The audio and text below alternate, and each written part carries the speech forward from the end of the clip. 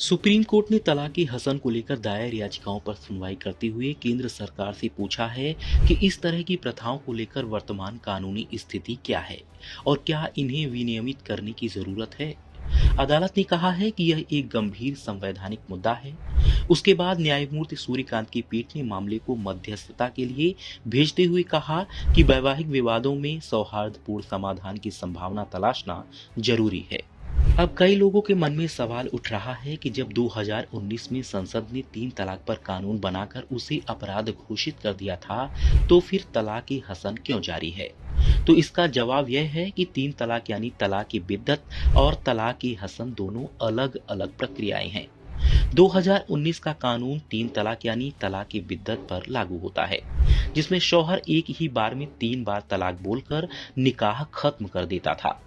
2017 में supreme court ने इसे असंवैधानिक घोषित किया और 2019 में इसे अपराध बना दिया गया। अब ऐसा करने पर सजा और जुर्माने का प्रावधान है। अब आइए आपको बताते हैं कि तलाक ए बिद्दत यानी 3 तलाक और तलाक ए हसन क्या होता है। तलाक ए बिद्दत। तलाक ए बिद्दत को आम भाषा में 3 तलाक कहा जाता है। इसमें शौहर एक ही बार में या एक ही बैठक में 3 बार तलाक बोल देता है। ऐसा कहते ही निकाह तुरंत खत्म माना जाता था। इसमें सुलह या सोचने का समय नहीं दिया जाता था। बीवी को अपनी बात रखने या सुधार का मौका नहीं मिलता था। 2017 में सुप्रीम कोर्ट ने इसे असंवैधानिक बताया। 2019 में केंद्र सरकार ने कानून बनाकर इसे अपराध घोषित कर दिया।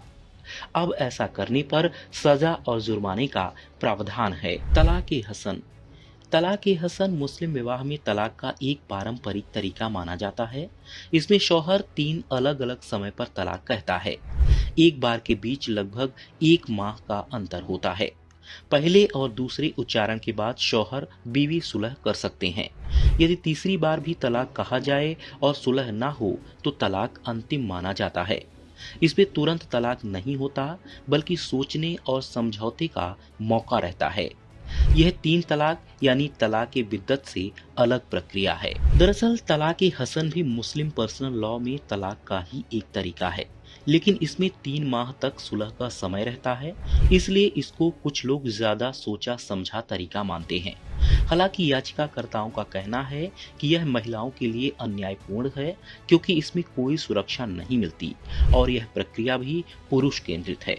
इसमें महिला की सहमति या सुनवाई का कोई स्थान नहीं है।